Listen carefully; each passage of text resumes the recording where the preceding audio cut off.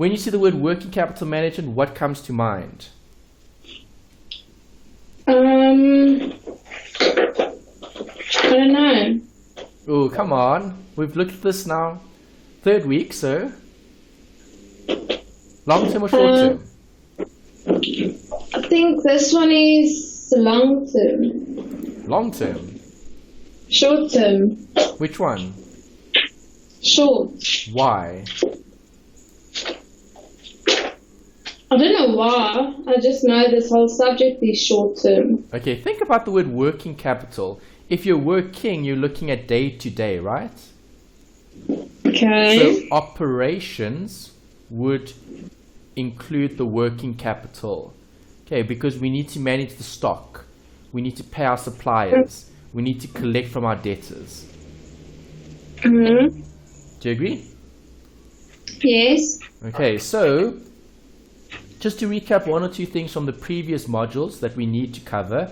The first is roles. Okay, so what does the financial manager do? They plan, make decision, and budget. Okay, so they're looking at the allocation of resources that are limited. But when looking at working capital, we're focusing on the day-to-day. So when looking at managing, planning, making decisions, and budgeting, if you're thinking about day-to-day, what activities would the manager do day-to-day? Well, probably sales. Correct. Sales would be a consideration in terms of how much has been sold each day. That's definitely something you could consider. That's part of operations. What else? That's good. Keep going. Paying your creditors. Good. Okay, so supplies need to be paid. There needs to be disbursements that need to be made. Good. What else? Your debtors receivable. And what do we do with them? Well, we ask them for our money. Okay, so debtors would be the collections. Yeah. Okay, what else?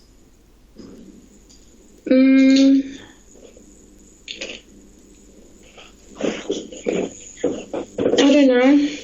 Think about stock and inventory. That's something that a manager would deal with day to day, or assist with at least. But isn't that have to do with your oh no, it doesn't. Never mind. What were you going to say? Was it about stock? Well, obviously your inventory has to do with your creditors and your debtors. Yes, that's true, because inventory will be sold to them, and obviously you'd be getting more in terms of stock being delivered to your business based on your supplier. Okay, there's a supplier giving stock to you as the creditor. Okay, great. Okay, so terminology wise, we spoke about a few of these previously. The first is depreciation. Define it for me. What is it? Well, I hate this question. Why? What's so bad about it? Depreciation. Just think about it. What is it? Well, it's basically like taking decreasing the cost or the value of something. There you go. That wasn't so bad. See? Okay, so taking the value of an asset and reducing it over time when we use it. So the more I use the asset, the less it's going to be worth, right? Mm-hmm. Correct. What is depreciable value? I don't know. It's the amount that you will be depreciating. So when looking at assets and liabilities, okay, we're obviously looking at the asset here and we're depreciating it. What are we going to include in the value of the asset? Do we include things like installation costs? Yes. Yes, we do. Okay, that was something important to remember when looking at the depreciation. Right, depreciable life is how long, and the methods, we get 2 different types. Do you remember what they are? Straight line and diminishing. Good. Okay, then we know cash flows can be broken up into 3 sections. How would you differentiate between operating, investing, and financing? What makes those sections different? Well, operating is your day-to-day. Give me an example of a day-to-day outflow or inflow. Sales. Correct. Investing? Well, it's investments. What? Give me an example. What cash flow would arise? Well, it can be debentures. Okay, so if it's a debenture, you'll be buying a loan, okay, as a liability. So maybe investing in that particular asset. Good. Okay, so investing is definitely long term. You could also discuss something like property, plant, and equipment, PPE. Okay, any investment in PPE in terms of capacity would be part of not operations, part of investing. Okay. Do you agree? Yes. Financing.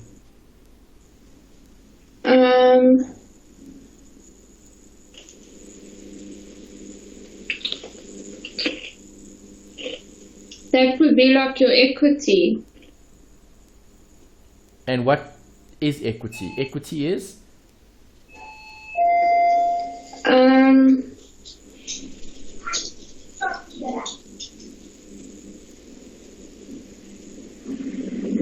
Equity is like your, I don't know. It's shares in the business that you're issuing. So are you giving away ownership? Yes. Yeah, you're giving a portion. Okay, so allowing someone to invest in the business would be a financing activity. Do you agree? Yes. Okay. Then we spoke about OCF, and we know we can calculate OCF from net profit after tax. And we need to add depreciation. Why do I add back depreciation?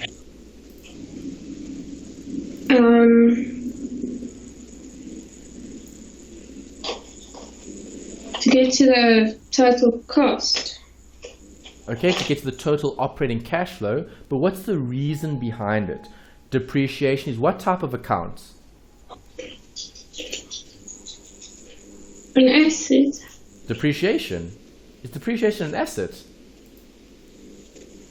Negative asset, isn't it? Depreciation is an expense, okay? And what does the expense do to the profit of the business? It reduces it, but didn't we say in accounting that depreciation was a negative asset? Accumulated depreciation. Okay. Okay, the depreciation is an expense. Okay. So you're adding it back because it's a non-cash item. Do I look at cash in this financial management module? Yes, I'm not looking at the non-cash, I'm looking at the cash. Okay. Because we're managing working capital, short-term movements in cash. And that's the focus with this module, okay, in this week. Okay, this week we're looking at the movements of cash. Right, what is free cash flow? Describe it to me. You've got a short, quick recap definition there. Cash available to investors. So can you elaborate a bit more? Free cash flow. What exactly does that entail?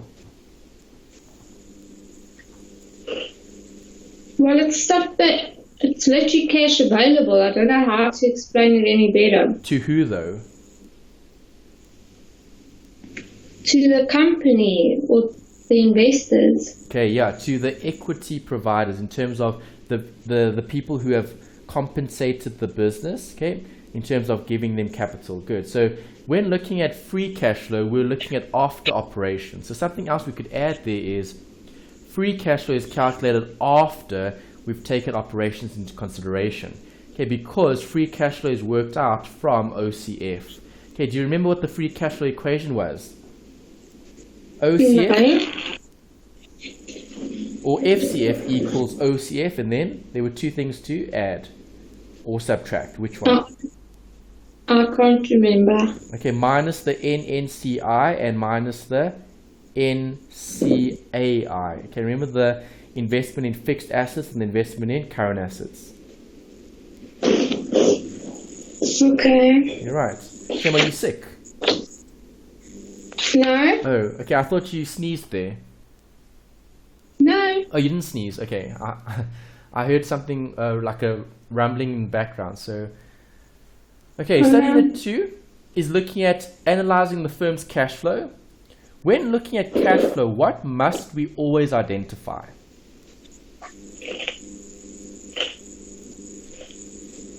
The budget. Well, the budget is the cash flow in terms of what we expect. So if we're looking at the firm's cash flow, what must we always identify?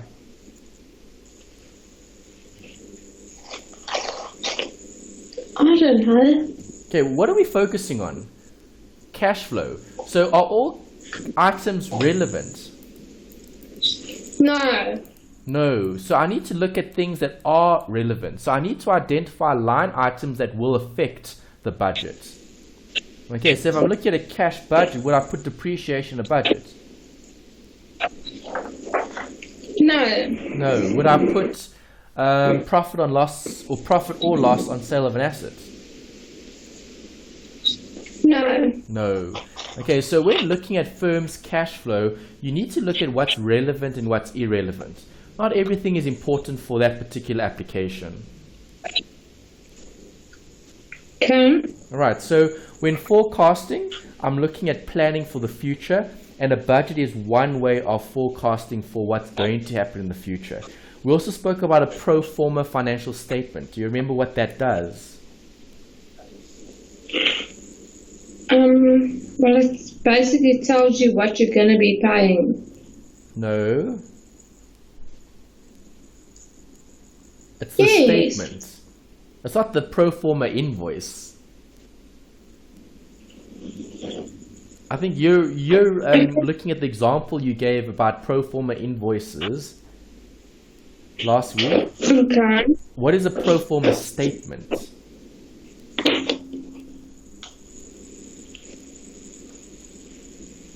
Well, it's not your statement you get every month, Okay, but it's not the actual. it's not the statements that we're getting, it's the financial statements.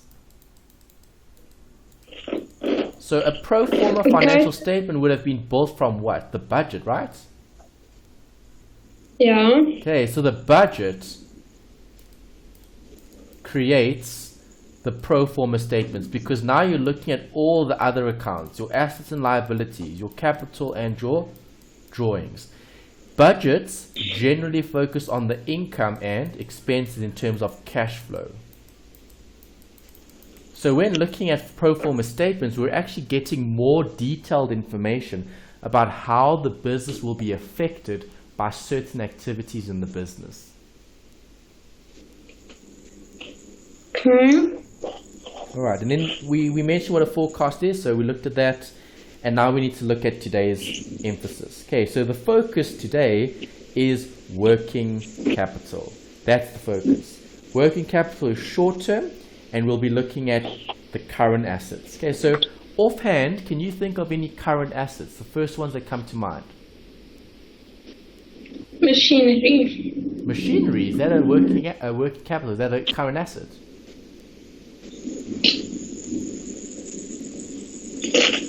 Yes. No. Okay, machinery is a non-current asset. Non-current means greater than 12 months.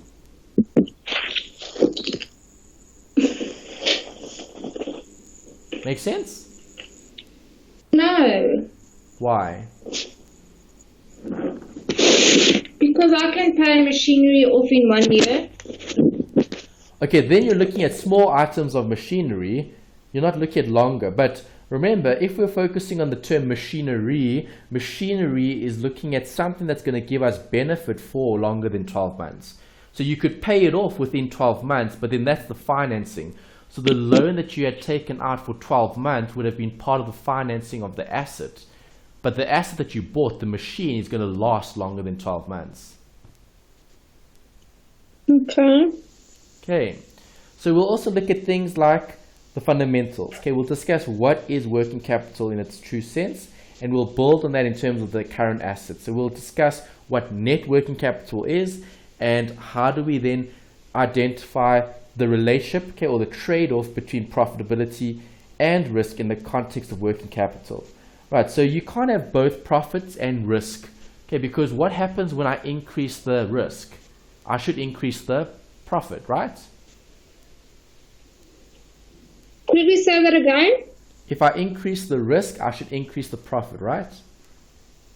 Yes. Okay, so there's a trade-off between the two, meaning if we're focusing on the one rather than the other, there needs to be some sort of context that we need to deal with when making the actual decision, because I'm looking at managing working capital. So working capital is going to either help or reduce, so help in terms of reducing risk or harm the company in terms of increasing risk. Okay, profitability should be based on what the income and expenses are, but is that affected by things like risk?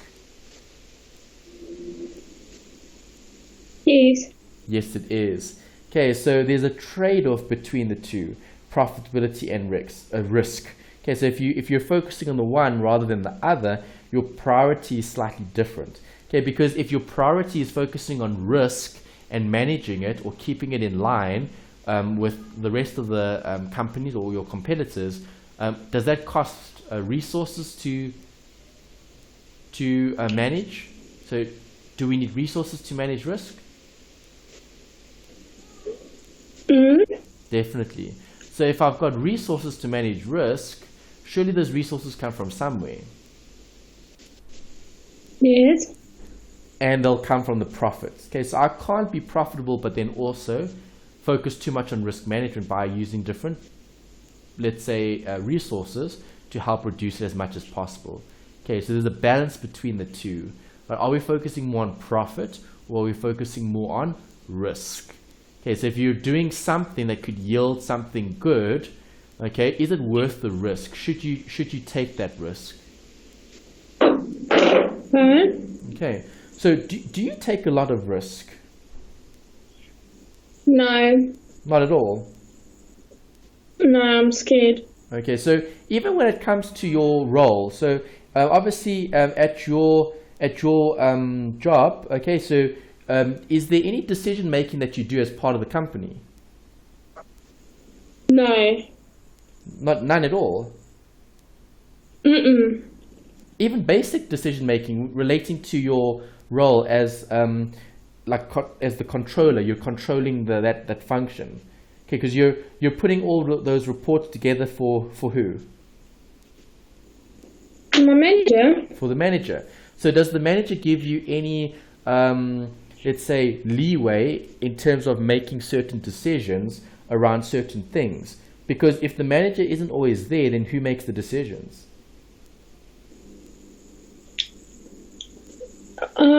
Probably the next manager. Okay, all right. So as it stands currently, you're I'm not still in. new, so I can't exactly get that authority yet. Pardon?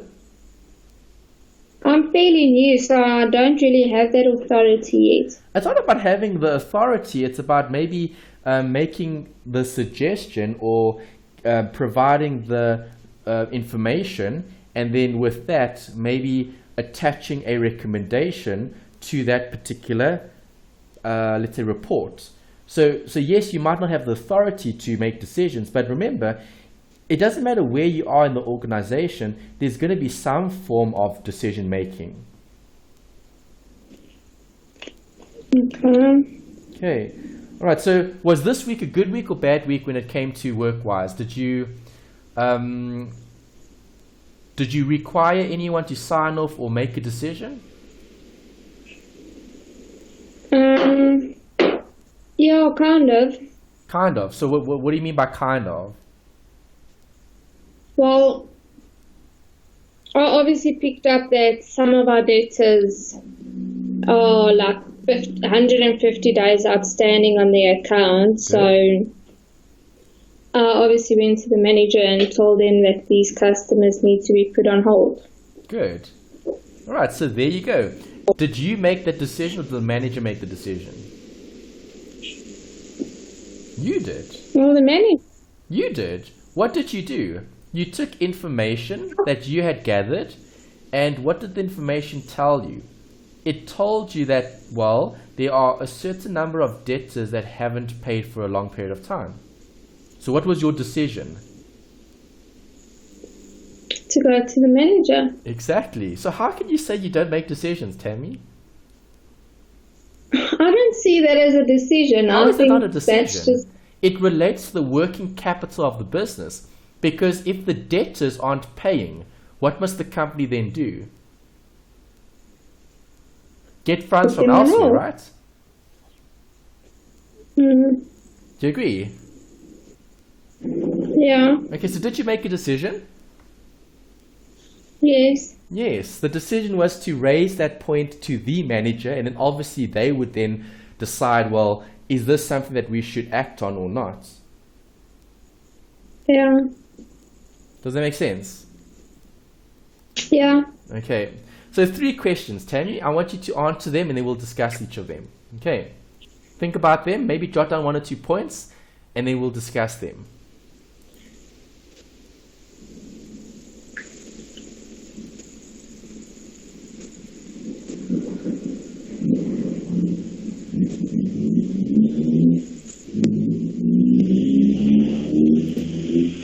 Okay.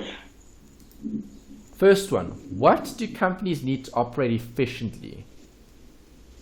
Cash flows Okay, definitely cash. Okay, so if cash is the focus, where does that cash come from? from your debtors. Well, it could. That Or could you- be one area in terms of receipts. Where else?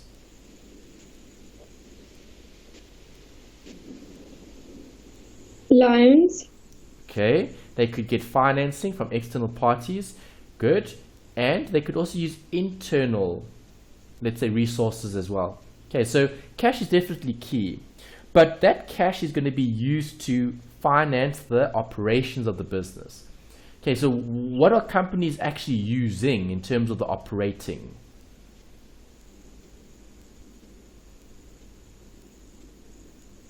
I don't understand. They're using the assets. They're using items of value that are utilized in the process to create something, production. Okay, so when I say what do companies need to operate efficiently, cash is definitely something that is important. That's probably the most important thing. We know that companies need good, positive cash flow. But that cash flow is also dependent on the operations in the business in terms of the production. So when looking at production, we're focusing on the assets that are going to be generating income. Do all assets generate income? They should. Not all assets generate income. Some assets are part of the process to generate income. So they might be, so for example, a vehicle. Does a vehicle specifically generate income? No, but it helps you to get to your customer. Correct. It helps, yes, with other operations. Good. Okay, what is the concept of liquidity? How would you describe that? Well, having the cash available To do what? to operate. Yes, and operations involve paying the suppliers, okay, or paying for the expenses. So when looking at liquidity, it's how far or how near are we in terms of realizing cash, okay, getting the actual funds that are then going to be utilized in the business for maybe growth, okay, or for buying new stock and so on. All right, so in financial planning, should managers monitor cash flows? Yes. They definitely have to. So if so, what cash flows are important? Which ones? Those three. Which 3? Operating cash flow, investing cash flow, and financial cash flows. Well done. Okay, so those are the 3 main areas looking at cash flow. And we could then break it up into separate different categories. Okay, so if we're looking at something like, let's talk about outflows. They're probably the most common to consider. If an outflow occurs, what is the outflow going to be classified as? Operating, financing, or investing, right? Well, yeah. So if you've got different, let's say, uses for that specific cash, do we need to differentiate between what I'm spending here and what I'm spending there in terms of the operations, in terms of the working capital? Yes. Okay, good. So is working capital more important than capital? Yes. Yes, it is. Okay, because working capital actually deals with the day-to-day, right?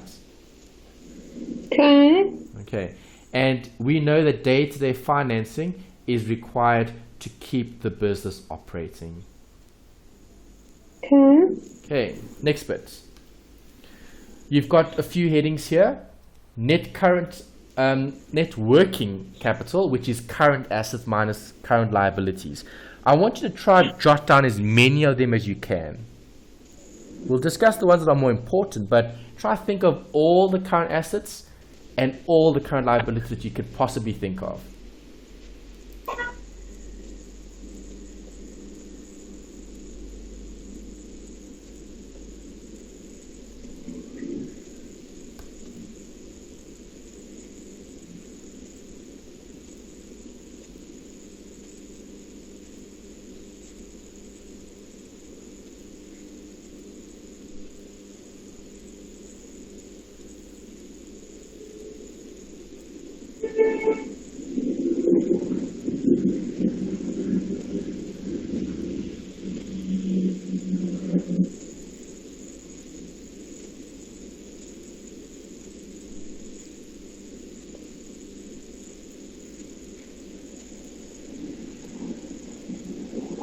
Okay.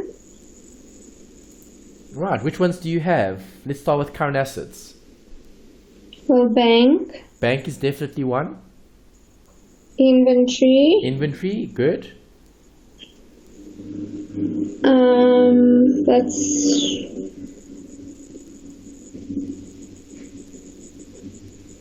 all I wrote. Only those two. Come, there's a lot more. Come, Tammy. What are the other ones? You left out an important one. Cash. Well, cash is bank. What else? We spoke about it earlier. Selling goods and credit creates what?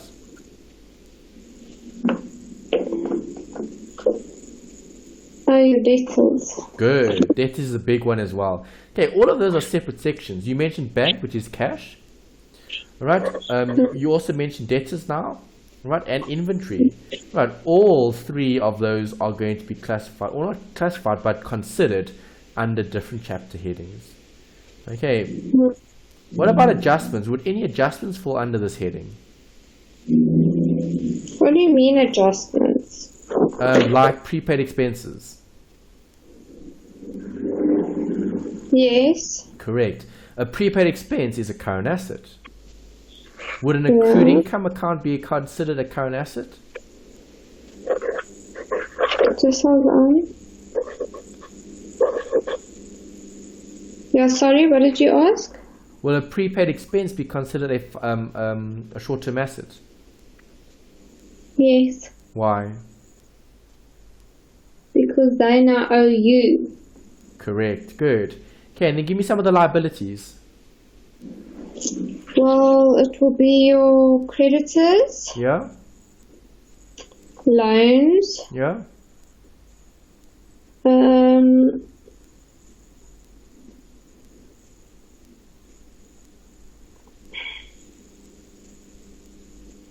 a negative bank account. Which is called what?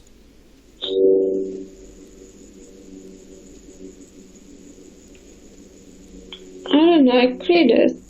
No, negative bank account is called a bank overdraft. Oh yeah, sorry, I forgot about that word. Okay. Alright, so when looking at all of these assets and liabilities, to calculate net working capital, the equation says take your current assets minus your current liabilities. Okay, short term with short term. Right, so when looking at current assets, there are lots of different assets to consider. Right, the most important are the ones that we have here on the notes, because these are separate sections that you'll see in the actual module. Okay, remember FIN3702 expands on the other modules in terms of specific focus on the actual running of the business, the day-to-day operations. Right, so can companies manage cash flow? Yes. They can manage cash flow. So what can they do to manage inventory? Well, create more sales. Okay, so sales would be important, but what sales though? Of the inventory. What sales? Cash or credit? Both. Why would you say both? Do all sales help cash flow? Oh no. No, not all. Which help cash flow? Only the actual cash sales. Exactly. Good. So if you're looking at inventory, you're right. We should try focus on sales, selling it. Okay, ideally you would want the inventory to be sold for cash. But if you can't, you'll probably sell it on credit. Yes. Okay, but does that change the net working capital? Yes. No, it doesn't, because an asset is still an asset. So it doesn't matter if it's inventory or account receivable. Okay, so do you see how that makes a difference? If you sell your inventory for credit, have you improved your net working capital? Yes. No, you haven't, because you haven't realized any cash. Do you agree? No, I'm confused. Okay, so only if I'm selling inventory for cash does it help my cash flow. Okay, working capital will remain unchanged if you just sell the inventory, or if you just convert the inventory to accounts receivable. Okay, you're just taking one account and you're calling it something different because it was a credit sale. Okay, you might recognize more of it on your books, but there's no cash movement there. Does it make sense? So. Okay, if you've got questions, ask. So, what's wrong? What's not making sense? I just don't understand how you're saying that a change in the current assets won't affect the net working capital. Okay, the change that I'm talking about here is specific to the inventory and the accounts receivable. Okay, because if I'm going to be selling inventory, the inventory will come down. And let's say the inventory is 10, but then your account receivable is going to go up. Yes. Okay, so looking at that, there's no real net effect in terms of cash flow. I'm looking at cash inflow or outflow. So is there cash flow from having sold goods on credit? No, there isn't. No, there isn't. There's only a cash flow when selling goods for cash. Yes, but that's still, what does that have to do with that formula at the top? Well, we're looking at the liquidity, okay? If we're looking at the net working capital, then we're just looking at the current assets and the current liabilities. Okay, so I think maybe I should have rephrased it a bit better, because I can see why you're getting a bit confused now. Because if I look at inventory and accounts receivable, yes, they're both current assets. Okay, so if both are being affected, if the one goes down, the one goes up, the net effect is actually zero. That's assuming that the amounts are the same. Okay, so there will be no change in the net working capital. Yes, okay, so assuming the amounts are the same, if inventory went down, there's a minus. If inventory went up, there's a plus. The net effect is zero. Okay. Okay, right, but rather focus more on the cash flow. That's always the key. Alright? Okay. Okay, current liabilities. Focus there is bank overdraft, short-term loans and credit, and accounts payable. How is accounts payable a form of financing? Is it a form of financing? Is it a way to take advantage of our providers in terms of a supplier? Yes. Okay, why? How does it help the business? How does Creditors help the business? We can get the stock today to sell and we only have to pay for it later. Correct. Is that a good advantage? Yes. It's a very good advantage. So you would want the best possible credit terms with your supplier to avoid having to make early payments. You'd want to pay it as late as possible. Okay. Okay, so companies need cash flow to meet obligations. See, that's the key. Okay. Okay, the cash flow, the management of cash flow, not so much the working capital. It is important, it is a consideration, but the focus always lies on the actual inflows and outflows. Make sense? Yes, but still now, even if that, like for that formula, the current asset is 0. Yeah. It's still then going to change the net working capital because it's going to go into a minus for the current liabilities. No, we look at the change. Okay, we look at the change. So we're not looking at 0 minus something. Okay, because that means you don't have any assets. You don't have any assets. You have assets. You just don't have a change in the assets. Okay. Okay. All right. So current assets minus current liabilities is focusing on the change. What is happening in terms of the change in assets? Okay. So if I have current assets that are greater than current liabilities, what view do you have on that specific scenario? You're able to meet your obligations. Really? Why? Yeah. Because your assets are more than your liabilities. Correct. So if I'm looking at that as being a conclusion, the first conclusion you could make is that, are they liquid? Yes. Yes. Okay. There is a form of liquidity in this business, right? What other conclusions could you make based on that? If current assets are greater than current liabilities?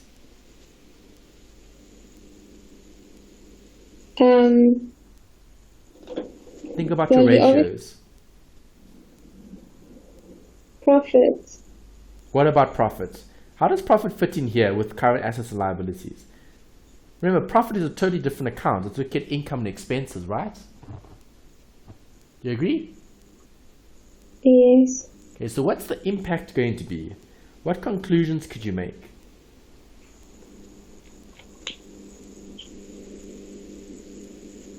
Well, the business is operating well.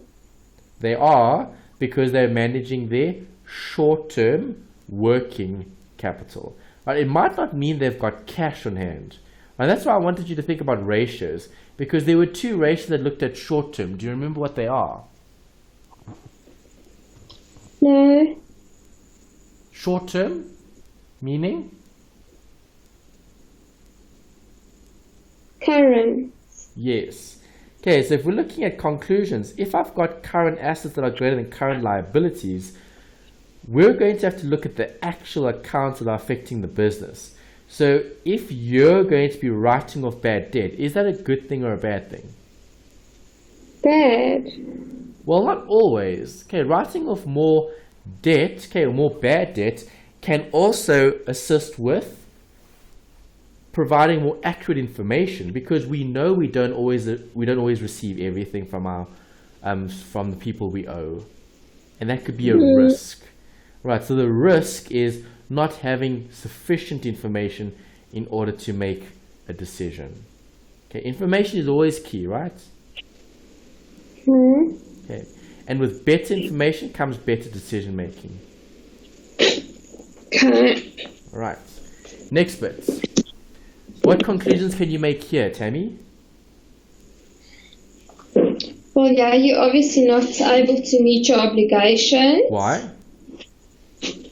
Because your liabilities are more than your assets. Good. So what would the position be? Positive or negative, based on the feedback you had earlier? Negative. Negative. Okay, so if it's negative, does that add value? No. Okay, that destroys value, right? Yes. Okay, and that's always something to be mindful of. So our actions have consequences, right? As a financial manager, if you choose to sell more goods on credit, is that going to affect your citrus juice that you get from those assets?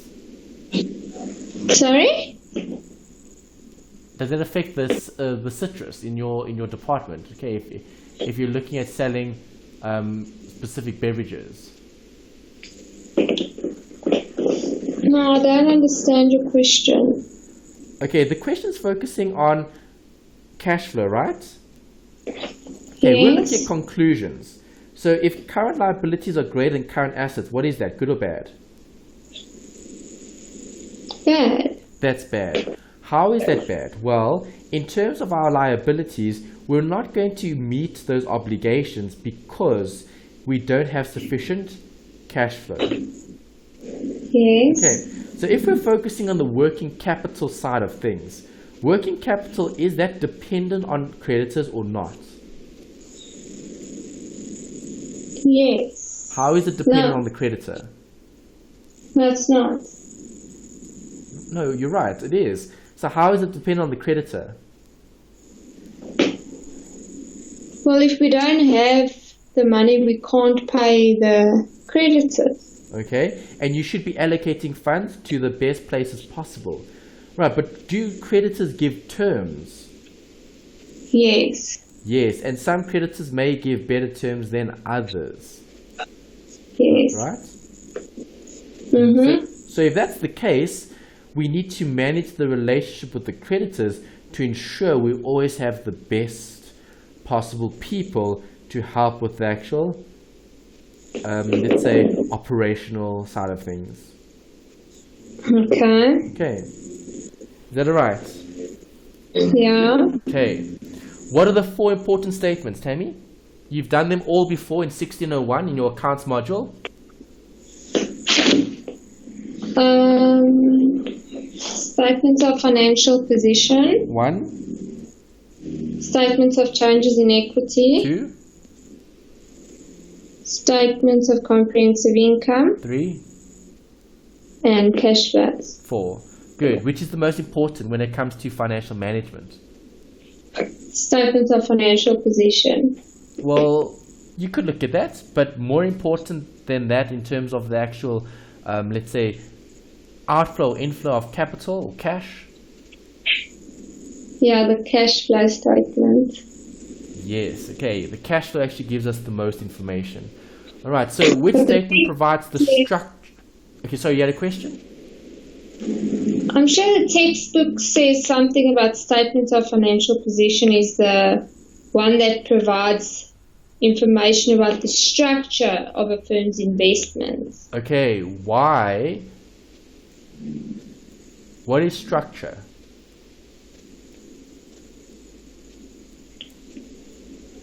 Structure.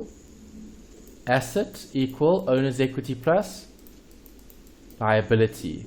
That's how we finance the purchase of assets, either your own or someone else's money, right?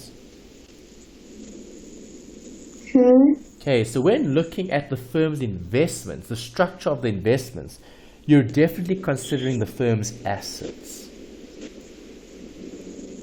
Okay, because investing is long-term or short-term?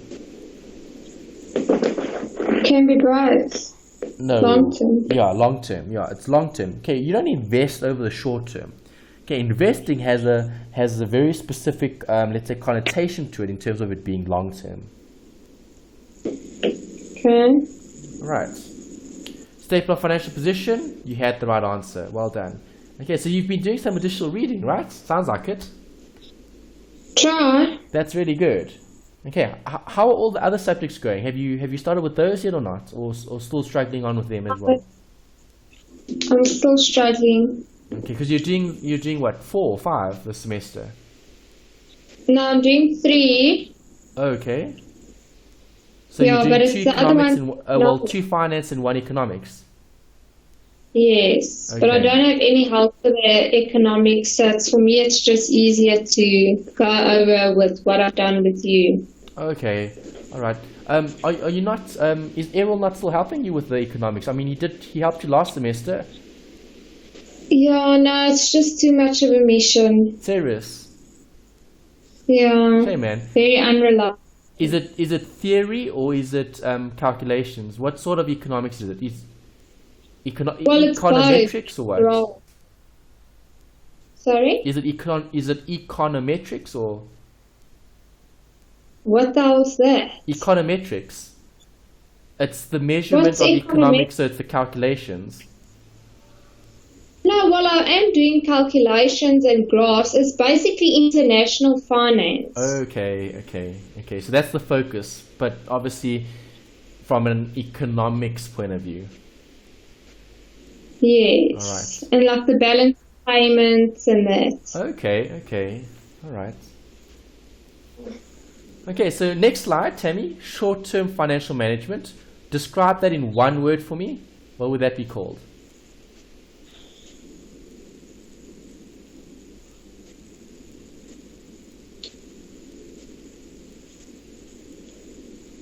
Tammy, are you still there? Exactly. Okay, you are. Yeah. It went quiet, so I wasn't too sure. Yes. What is that involving? Well, your day-to-day decision making. Which relates to what? The To plan. your What is financial. the plan? What is the plan when it comes to short-term financial management? I don't know.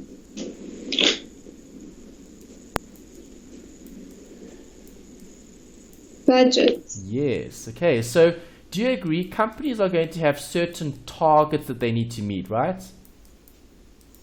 Yes. And the targets are based on the budget.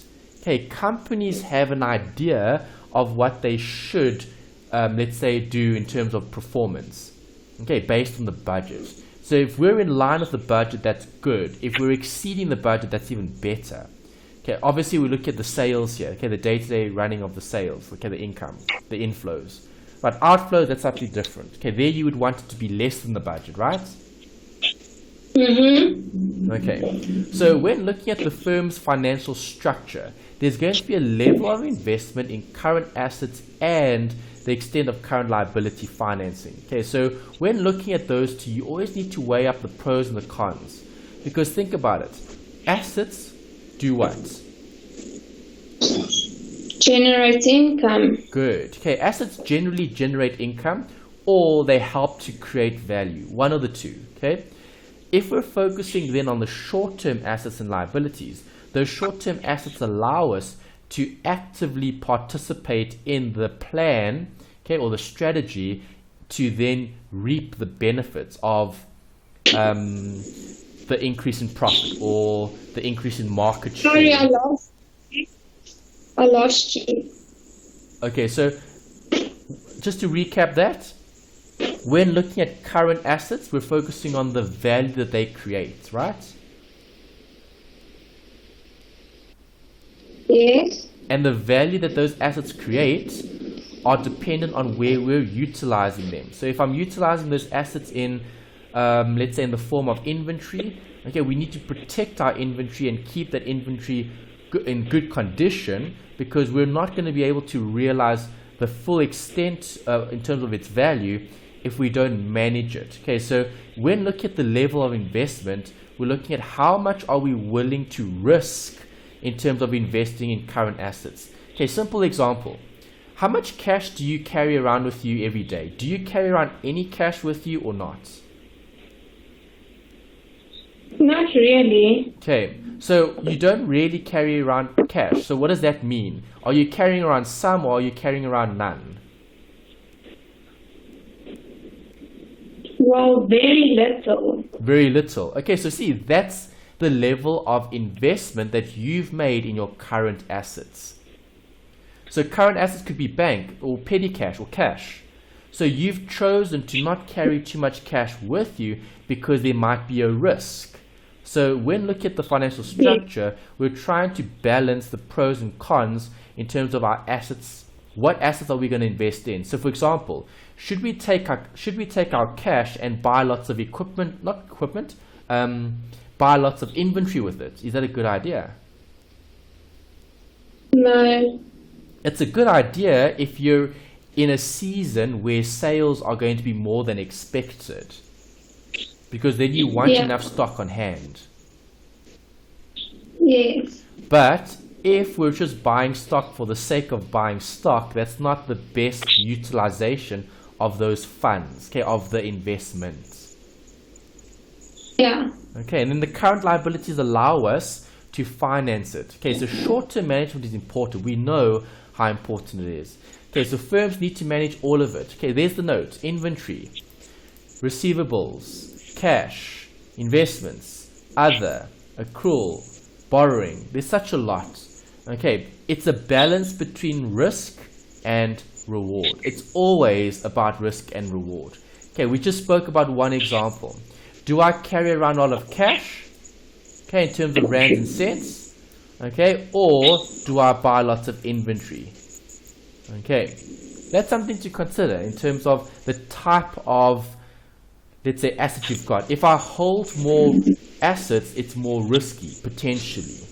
Okay, holding more cash. So, for example, cash that I hold is more risky than inventory. Okay, because cash is probably easier to lose track of. Okay, or maybe fraud could arise. Okay, so if fraud arises, obviously it's easier to take cash without the accountant knowing than it would be to take inventory, let's say. Okay, so that's the trade-off between risk and reward. You need to manage all of it. Right, so if I'm managing cash, what do I need to put at the business? I need a safe. Yes. Do you agree? Or I need some form of cash-up system. So if you think about retail, how often do the retailers do like a cash-up? Once a day. Once a day, potentially, yes. Or maybe when the teller changes, shift. Okay, so if one teller comes in and another teller leaves because they've ended their shift, is there going to be a management there of cash flow? Yes. Yes, okay, because you need to track or you need to manage, all right, the cash. And if cash is in the form of, let's say, cash float, so the change that what do they call them? The tellers, okay, the tellers are utilizing and needs to be accounted for, okay, versus the risk versus the return. Okay. All right, this is important. We're going to look at this a lot over the next few weeks. Why? Because we need to look at calculations that either speed up or slow down the cycle. Right, so when we spoke about working capital, what did we say working capital is going to be involving?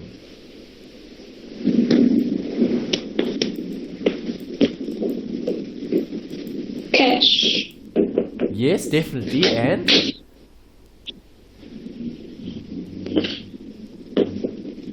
Liabilities. Well, other assets, not only cash, and other liabilities, okay, but they're always short term, it's always current, it's now, it's what's happening currently. Right, so when looking at working capital, the cycle looks like this. Cash pays the creditors, creditors finance the inventory, inventory gets sold to the debtors. Debtors give us cash to then repeat the cycle. Yeah. Okay, so when looking at a business, do we need to make that cycle longer or shorter? Shorter. Yes, we would want to try reduce the cycle as much as possible because that shows that the business is operating at its full potential. Okay, the business isn't wasting any time or effort in other areas that the business isn't going to be deriving any benefit. Okay. And what's the main focus? You said it earlier. Cash. Exactly. Okay, so everything is focused on that. How do we get it? It comes in the form of a receipt. And what happens to it? It goes away in the form of a payment.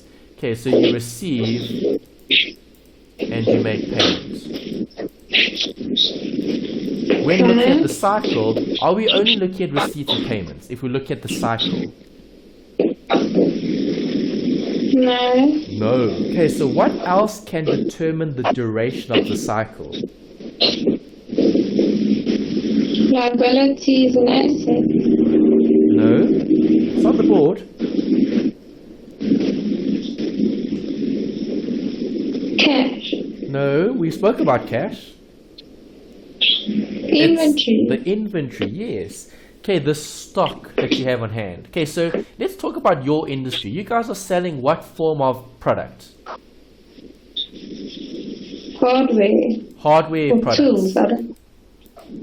Yeah. Yes, let's just call it that, hardware products. Right, so if you're selling those hardware products, what sort of I want to use the right words because we'll see them later on in terms of some ratios. Okay, so what sort of inventory turnover ratio do you think a hardware store would have?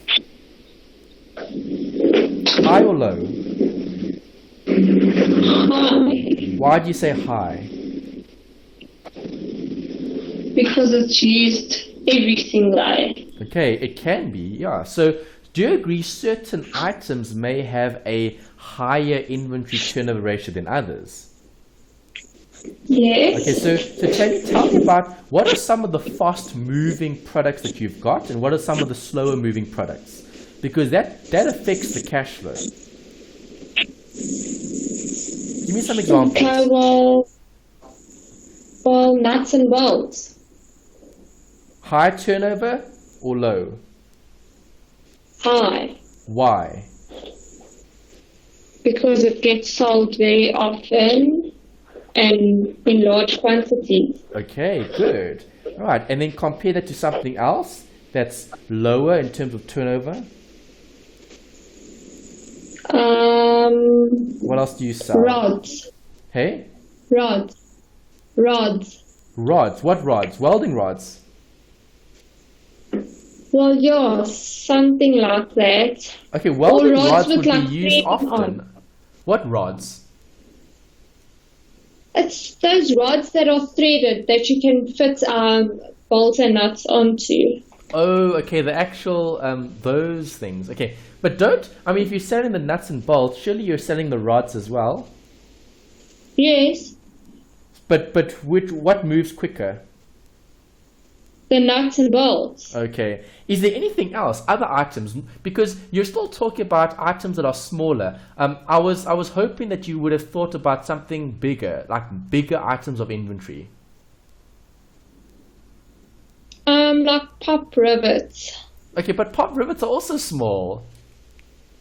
No, but there isn't anything bigger than that. We literally only manufacture those. Seriously, It's bolts, it's nuts, all small bolts, items. Yes. You're not selling like machinery No. or hardware, actual hardware. So those like drills and sanders Oh. and routers and stuff. No, nothing like that. It's only nuts, bolts, rivets, and rods. Oh, okay. So if it's just those 4 items, then I would agree that the rods would be the slowest moving items of the ones that you've maybe mentioned. Yes. Okay. All right. So that's good to see how we can relate that to your cash conversion cycle. So would you describe your cycle as being very quick or very slow? Quick. Good. Okay. And is that good for the business? Yes. It is. Okay. So companies want this cycle to speed up and to go faster and faster and faster. Okay, the faster the cash conversion cycle, the better. Why? Because then we can get our money to pay our debts.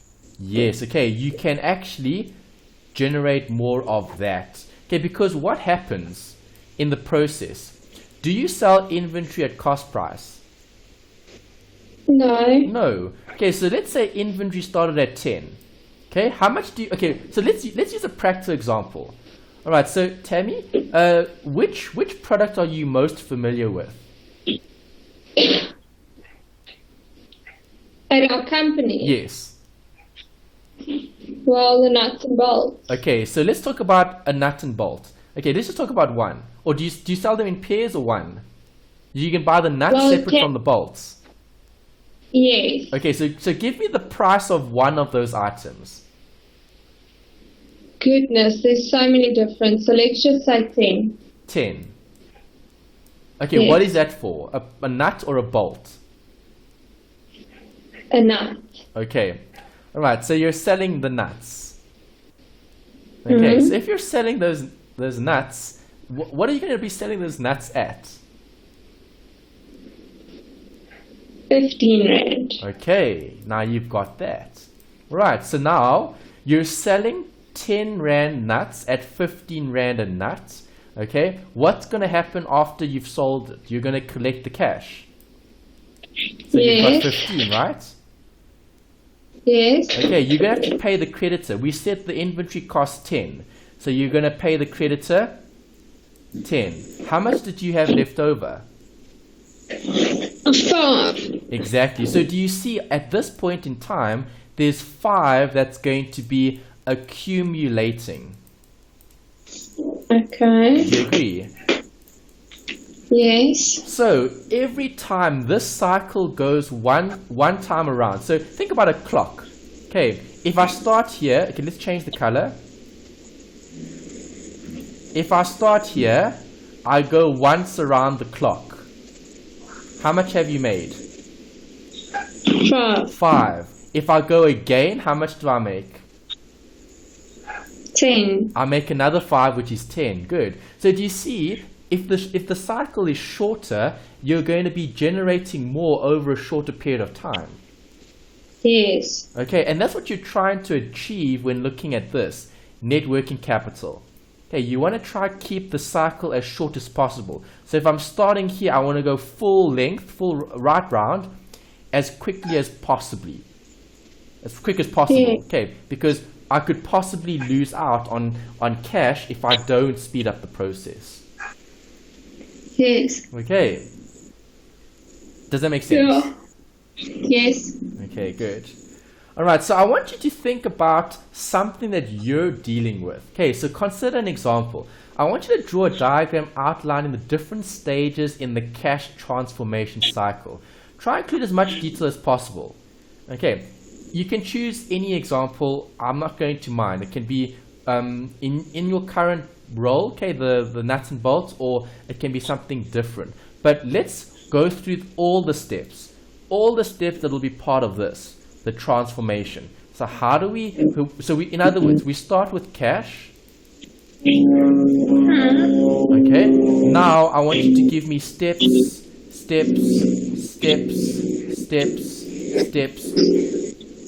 as many as you can, right, relating to a specific example.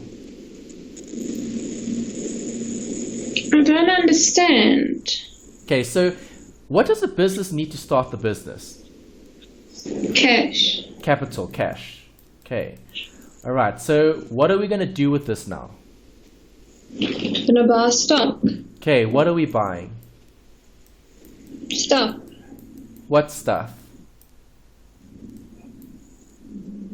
Nuts and bolts. Okay, again, nuts and bolts. Come, think of something different, Tammy. Clothes. Fine. Now what happens? Now I'm gonna sell it. Okay, who are you going to sell it to? To your customers, your market. Okay, are we selling on credit or for cash, or both? Both. Okay. If it's cash, does the process end? Yes. Yes. Okay, so actually what we've got here is we've got this coming back to where it was there. All right, so is that a short cycle or a long cycle? Short. That's a short cycle. All right, so I took cash, I bought clothes, I sold clothes, I got back into cash. Can I buy more clothes now? Yes. Yes. Okay, so do you see how short that cycle was? Yes. Okay. What happens now if you didn't and you sold that for credit? What happens now? Debtors. Yes. What happens now? Come, debtors. First need to pay us. Good, and then? Becomes cash, Then right? Yes. Okay, what else could outflow there? There could also be an outflow in terms of the debtors. You need to manage the debtors, right? Okay, so outflow here could be the telephone. You need to call them. You need to send a letter or an email. Okay. Is that going to cost you something? Yes. Possibly, yeah. Okay, so depending on the scenario, the telephone call could cost you something. The internet that you're using could cost you something. The letter that you're using could cost you something. Okay, so there could also be an outflow there. Right, so after having gone from the debtor to cash, Have we gone full cycle? Yes. Yes, so this was stage 1. We made a sale to the debtor 3, and then we got cash back, which was the last step back to step 1. But is that cycle longer or shorter than the first one we saw? Longer. Slightly longer. Okay, so companies want to try to keep the cycles as short as possible because they want cash to become cash as soon as possible, but they want cash to transform. That's why we've got this keyword here. Transformation. Okay.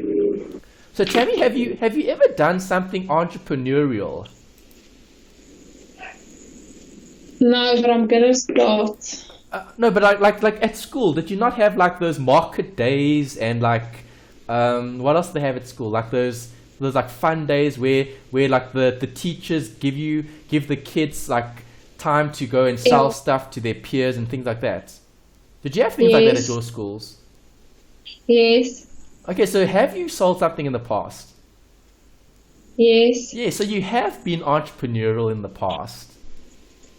Yes. Okay, you just maybe weren't conscious of it, right?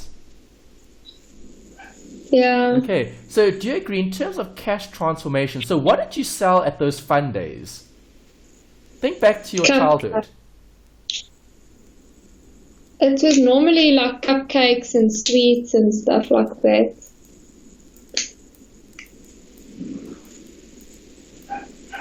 Okay, so how did that business run? What did you have to do to make this business a success?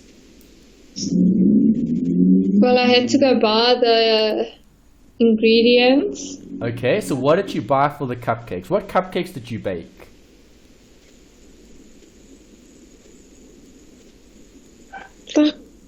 I don't know how to explain it, like little sweet party cupcakes. I don't know. Okay, so was it what? Chocolate? Was it strawberry? Was it what? Different. Pardon? Different. Different. Okay, fine. So a variety. Okay, so do you agree initially you had cash? Your mom and dad probably gave you some cash to go buy all those nice things that you had to then make the cupcakes, right?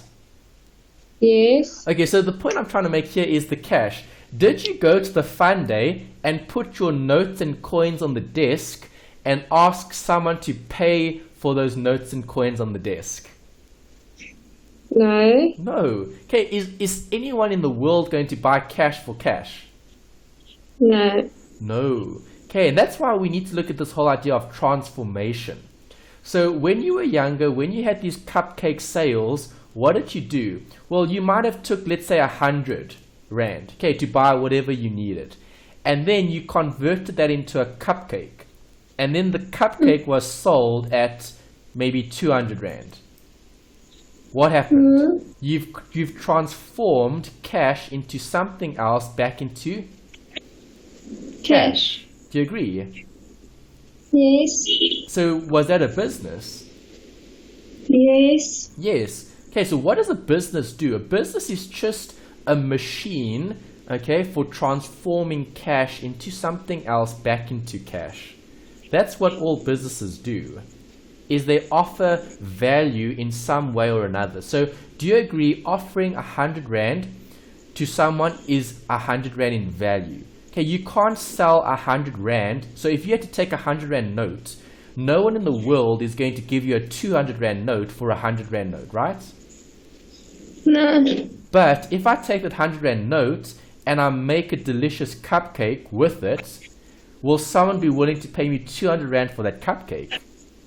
Yes. Yes, because the value that they get from the cupcake is more than the 100 Rand note or the 200 Rand note that they're willing to give you. So have you transformed cash into something else? Yes. And have you transformed cash back into cash? Yes. Yes. So now for a business, does the business want to do that often? Yes. Yes. Okay, so that was one example. Okay, that was what I was trying to give you in terms of your thought, your process. Cash transformation, that's key. Okay, so did you understand that now, after having discussed it together? Yes. Okay, so which businesses out there really do well with this transformation in terms of cash? Banks. A bank. Okay, how does a bank transform cash? That's a good example. You could look at that. What does a bank transform cash into? Well, it obviously, the services are delivered to you. Okay, so it could be a service. That's fine. That could be one. What else? So cash goes into the bank sells it as a service, or the bank sells it as a loan maybe. Yes. Okay, and then that loan will be repaid, so cash will come back into the business, and then they do that again. Yes. Okay, so is that transformation? Yes. Yes. Okay, so those nuts and bolts that you're selling at your current company, those nuts and bolts were financed with cash. You took cash, you converted it into something else, and you converted it back into cash. Yes. And the more often you do that, the more money you make, right? Yes. Okay, so what do we call businesses that do that very quickly?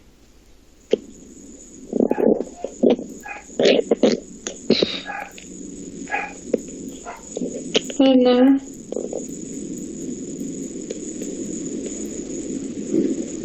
Oh. Have you heard that term before? Cash cow. Yes. Okay, cash cows are businesses that have a very short cash conversion cycle. Okay, so the sooner you can convert cash back into cash, you got a winning business there. Okay, the shorter the cycle, the better. Do you agree? Yes. Okay. Alright, so what is the trade-off then between profitability and risk, Tammy? How can a firm increase profit? Well, by reducing risk. Well, that's the goal, so you're right. Profits will be increased if I can keep the risk low. That's good. So managing the costs. Okay, that's something you could consider. Okay, do you agree that costs are your risks? Okay, so if a business has a lot of costs, a lot of overheads, good or bad? Bad. Bad. Because now that business has a high risk of failure if that business doesn't cover all of those costs, right? Okay, so think about fixed costs. What are fixed costs for a business? Rent. Rent. Okay, so is rent a risk? Yes. Definitely, because if you don't have any customers, do you still have to pay the rent? Yes. Of course you do. Okay, but if there is no rent, is there a risk? No. No. Okay, then the risks are elsewhere. So you're keeping the risks as low as possible to maximize the profit as much as you can. Yes. Is that alright? Yes. Okay. So firms increase profits by either reducing costs or increasing profit. Okay, in the form of margins. Okay, a margin that you add to your bottom line. Okay, your cost price. I've spelled that incorrect. Margin. Okay, so basically reduce costs or maximize sales. Just to keep it simple. Okay, obviously sales involve a markup or a margin. Okay, we'll have a markup or margin on the cost price. Okay, and that's a way to increase profit. Do you agree? Yes. Perfect. Okay, so when looking at risk, risk will increase when short-term obligations increase. What is a short-term obligation? Well, your creditors. Yes, creditors. Okay, or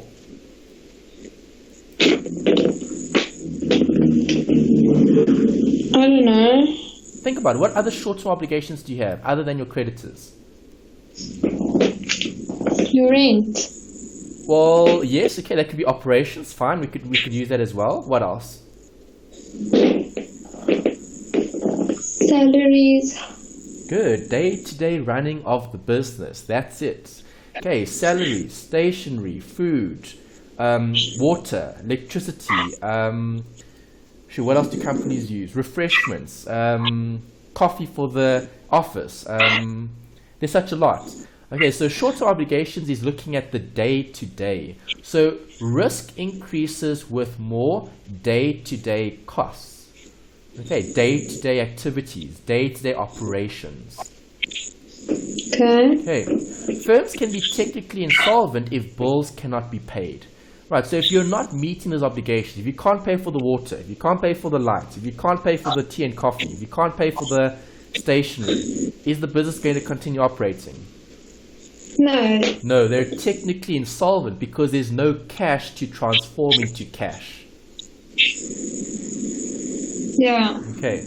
Right, so in B, with cash flow, the nearer an asset is to cash, the less risky it is. That's what we spoke about earlier. If you can take cash and make it into cash, that's brilliant. The risk is a lot less in terms of liquidity, right? Yes. Okay, so if we could take money and sell it for more money, that would be brilliant, right? Okay, but no one's going to buy a 100 Rand note for 200 Rand, right? Yeah. Okay, that's not going to happen. So the only way we can convert cash into more cash is by making cash transforming cash into something valuable that can then be sold at a higher price. And that's how businesses are run in terms of generating value. See, it's not about profit, it's about the value you create. Profit takes care of itself as long as you're offering enough value to enough people. Okay. And then the last bit here is just current assets liabilities affect risk. If my current assets go up, what does that do to my risk? Decreases. Well, it depends what asset you're looking at. See, you need to be specific because it can be higher or lower. So if I told you inventory goes up, now you can tell me, is that an increase or decrease in risk? Hey, which one? Increase. Increase in risk. Why? Because now you have to sell that first. Correct. You now have to first sell inventory, which might not always be saleable. Okay, you might not be able to sell it. It might become obsolete. It might not be used any longer, and that's not something that we can sell. Okay, liabilities. If they change, how will that affect risk? Well, if I increase my creditors, what does that do to risk? Increases. Correct. Okay, so an increase in your creditors would increase your risk because now you have more of a liability to pay. Okay. Okay. Good. All right, and I think that's it. Let's have a look. Yeah, all right, so that's the end of this week's session. Do you have any questions? No, not really.